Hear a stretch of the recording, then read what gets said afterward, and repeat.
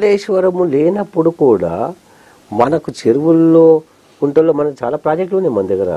ఇటు చూస్తే జూరాల ఉంది, శ్రీశైలం ఉంది, అటుపక్క శ్రీరామ్ సాగర్ ఉంది. సో ఈ ప్రాజెక్టులు అన్నింటిలో కూడా నీళ్లు ఉంటాయి, ఒక కాళేశ్వరం ఒకటే కాదు. సో మీరు అన్నట్టుగా ఒకవేళ కాళేశ్వరం నీళ్లు ఉంటే మరి ఎక్కడ పోయినాయి, ఎవరు వదిలారు, అదొక క్వశ్చన్.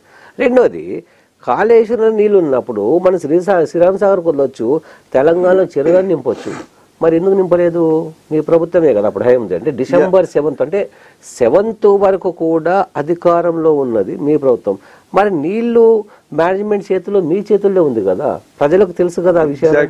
గత 9.5-10 సంవత్సరాల నుంచి రానటువంటి కరువు 3 నెలల్లో 4 నెలల్లో ఎందుకు వచ్చింది? మనం ఆలోచించాల్సిన అవసరం. కరెక్ట్, మీరు చెప్పిన క్వశ్చన్ 100% కరెక్ట్. మరి 10 సంవత్సరాల నుంచి ఎందుకు రాలేదు? 10 సంవత్సరాల నుంచి పవర్ అనేది ఎందుకు పోలేదు? 10 సంవత్సరాల నుంచి నీకు తాగునీటికి ఎందుకు సమస్య రాలేదు?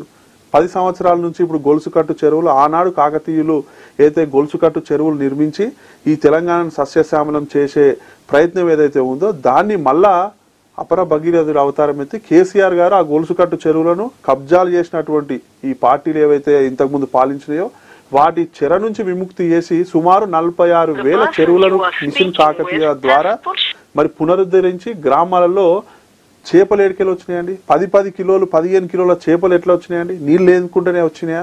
మరి ఆ రోజు రాని కరువు ఇయ్యాలి ఎందుకు వచ్చిందండి? మీకు చాలా ఫొటోస్ ఉన్నాయి, మీకు చూపిస్తారు.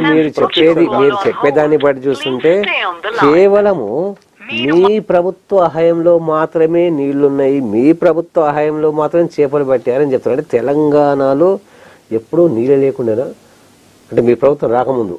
నేను అనేది ఇంతకు ముందు బతకలేరా, ఇప్పుడే బతుకుతున్నారని చెప్తలేను. చేసినటువంటి డెవలప్మెంట్ గురించి చెప్తున్నాను, చేసినటువంటి ప్రయోజనాల గురించి చెప్తున్నాను. మరి 3 నెలల ఎట్లా మాయమైపోయినాయి, 4 నెలల ఎట్లా మాయమైపోయినాయి? రేవంత్ రెడ్డి అడిగేది అదే మేము చెప్తున్నాం. అదే మీరు లిఫ్ట్ చేయాల్సిన సమయంలో వాటర్ లిఫ్ట్ చేయలేరు.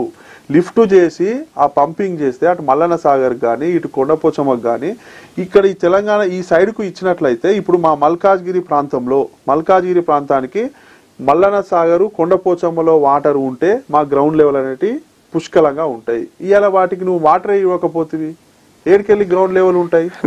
పరిస్థితి ఏంటి, ఎవరు చెప్తున్నారు? ఇప్పుడు వెదిరే శ్రీరామ్ కూడా నీటిపారుదల శాఖ సెంట్రల్ గవర్నమెంట్ సంబంధించి రోజు ఆయన వివరంగా ఇస్తున్నాడు.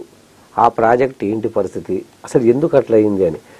ఒక ప్రాజెక్టు పిల్లర్స్ విరిగిపోతే, నీళ్ళు నింపితే, కొట్టుకుపోతే ఎవరంటారు? ఇప్పుడు గవర్నమెంట్ ఉన్న వాళ్ళు అంటారా, గవర్నమెంట్ దిగిపోయిన వాళ్ళని అంటారా?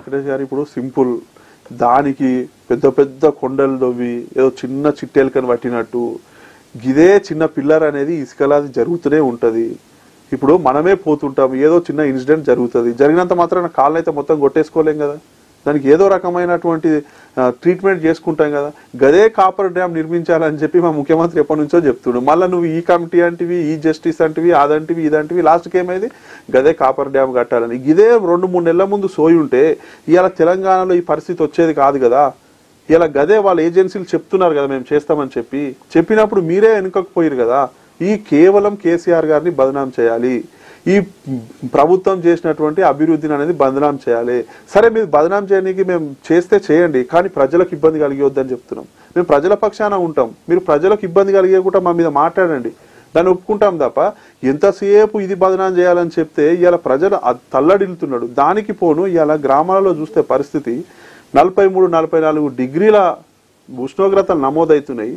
నువ్వు కరెంట్ ఇవ్వకపోతే రోజుకు మినిమం మన రాష్ట్రంలో 15-20 మంది ఈ ఎండకు చనిపోతున్నారు. ఎంత కరెంటు కట్టు విషయంలో సీఎం రేవంత్ రెడ్డి చాలా సీరియస్ గా చెప్పారు. కరెంటు